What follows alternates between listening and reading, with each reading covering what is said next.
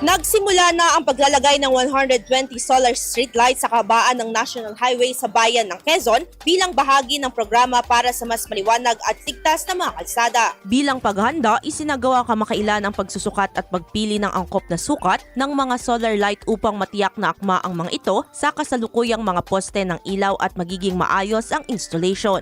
Ayon sa lokal na pamahalaan, ipinapakita ng proyekto ang patuloy na advokasya sa mga kalikasan at sustainable na mga solusyon sa ilalim ng pamumuno ni Mayor Darrel Gascon sa pamamagitan ng paggamit ng renewable energy para sa pangmatagalang benepisyo ng komunidad. Sa patuloy na paglalagay ng mga ilaw, inaasahang magiging mas ligtas, maayos at handa sa hinaharap ang bayan ng Quezon Isabela bilang bahagi ng hangaring maghatid ng maayos na serbisyo at kaunlaran para sa lahat. Idol, nanunuyubat humihina ang elasticity o pagbanat ng balat, bumababa ang fat level sa ilalim ng balat, gayon din ang collagen availability sa katawan, kaya naman 50 pa lang mukha ay kulubot na. Para mapigilan ang mabilis na pagtanda, mag-DTX 500 na. Pinaparami ang cell regulators gaya ng retinols, peptides at growth factors para sa collagen metabolism and production.